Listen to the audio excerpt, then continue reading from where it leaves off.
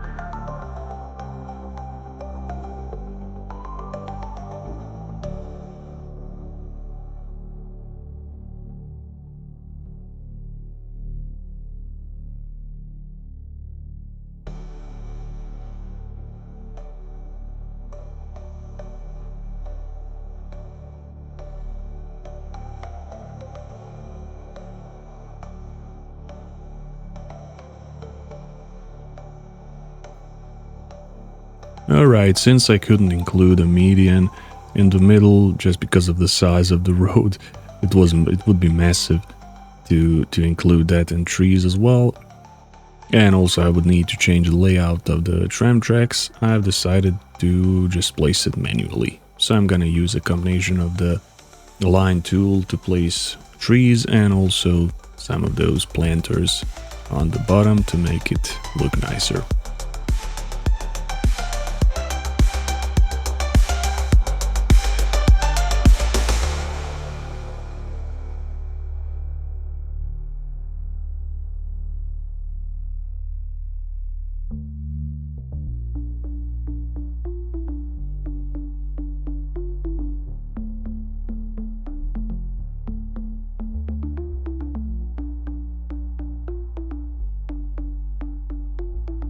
When it comes to the urban part of Eastgate's tram network, I also gonna be using some custom roads as well as incorporating tram tracks to the already existing ones.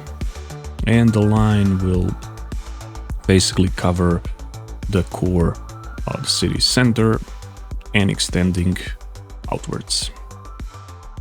One of the main strategies I'll be using is using dedicated bus lanes and also incorporating tram tracks to the roads to encourage alternative ways of transportation and to reduce car dependency. And of course, we're prioritizing pedestrian-friendly zones by adding even more tree-lined streets, parks, playgrounds, to create spaces that feel more livable and less dominated by vehicles.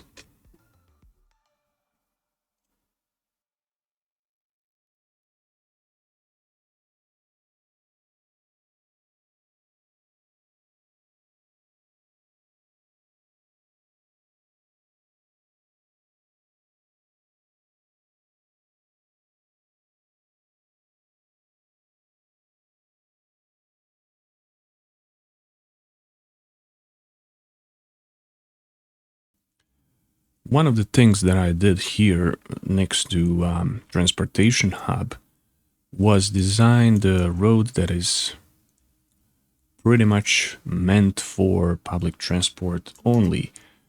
And it also includes a lot of pedestrian traffic as well, of course. This road is basically two-way road, but with only one lane on each side. So this street or road here is pretty much meant for buses only and occasional cars. Another road that I built that connects to this two-lane one is this three-lane asymmetrical road, which is basically custom alley that I've designed. Features sidewalks and additional bus lane. And obviously road markings. So this one here is designed so that it kind of offers a smooth transition from the transportation hub to the downtown. And obviously there's gonna be changes in this section here as well. We'll need wider roads as our city grows. But for now, it's serving its purpose pretty well.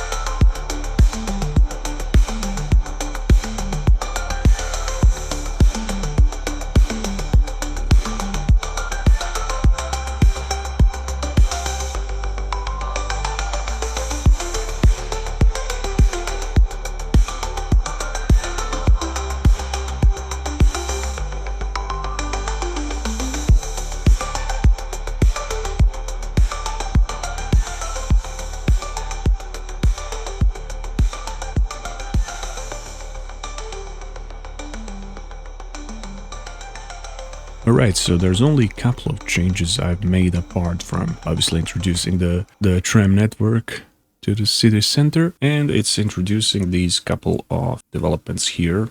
One of them contains a Japanese pack that I finally downloaded, and I really love it. I should say these buildings are pretty simple, but they're really effective. I especially like these white ones. I think they could work in any kind of scenario. They could be used either in urban setting or even like brutalist sort of style, or they could maybe even be used for those apartment resorts or something. You know, like around the sea coast and stuff like that. And I've also expanded here a little bit down the forest. And here goes our first tram. So I made this nice little loop that goes around Transportation Hub and Newtown, or Great Town. And I made it purple just so it can be differed from all the other lines that are pretty squished in down this area. And what I can see is that a lot of people are actually using it already, but not at this moment, of course, but during the peak hours, when everybody is either returning from work or going to work, there's a lot more usage. So this is basically like an inner city type of transportation that's nicely integrated into streets. And so far it's been working pretty alright. I also need to mention that unfortunately I've lost the footage of building this custom highway, or actually replacing the previous highway with this custom one that includes tram tracks, but I will include before and after right here, so you can see how it turned out. And now that tram stops are in place, there's just a minor change I'm gonna make, and that is making another segment of highway using a road builder that's gonna include tram stops at the outside of the road instead of the inside, so it's kind of easier for passengers to board trams instead of having to cross the road, which is kind of dumb that I did that, but anyways.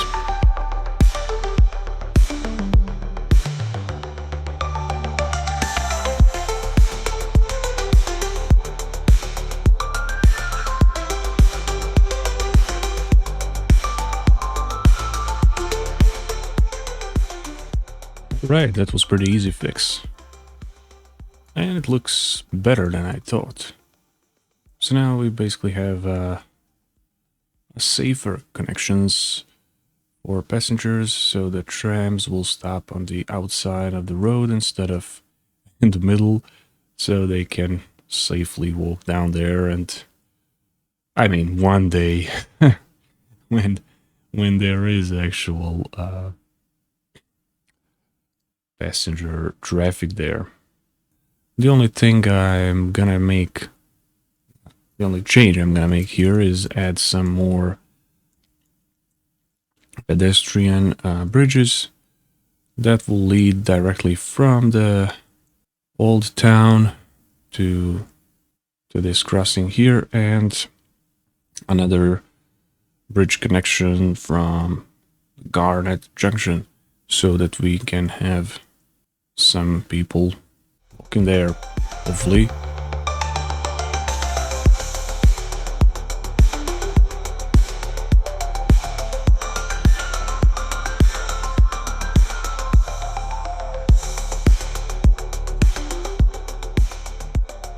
Oh, nice. We have two trams at the same time.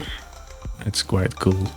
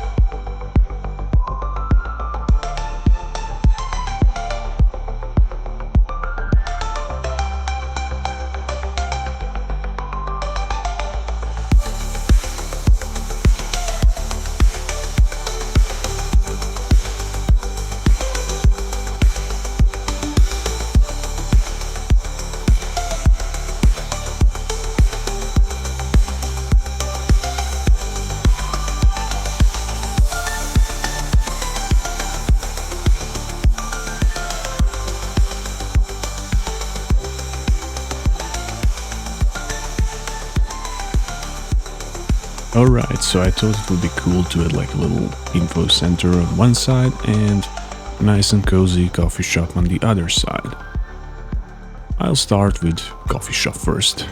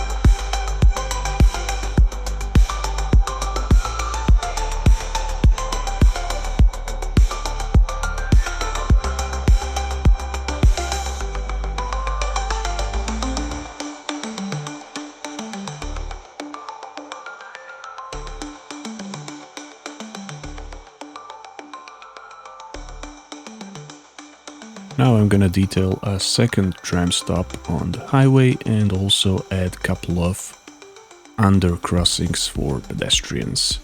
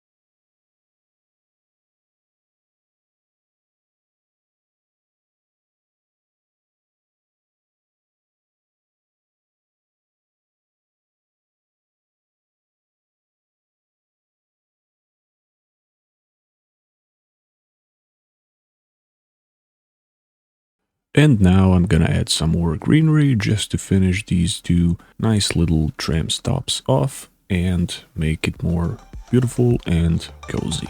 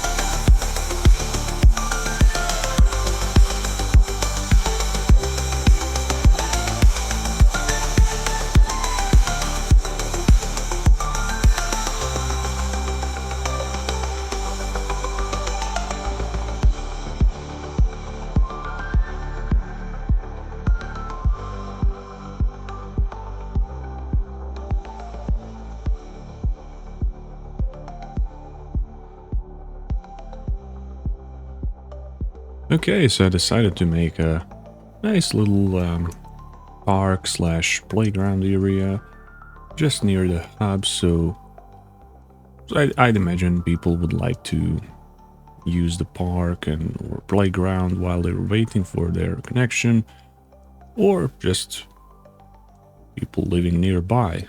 Either way, I think it turned out pretty cool.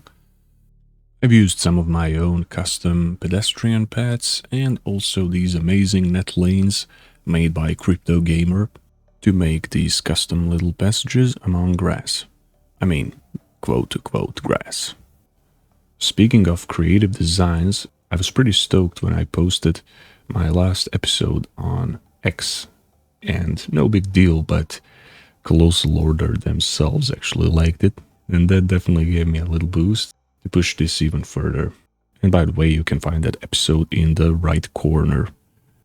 What do you think of Eastgate's traffic revolution? Have you tried similar strategies in your own cities? Let me know in the comments down below, and don't forget to like and subscribe for more city building adventures. Thanks for watching, and I'll catch you in the next one.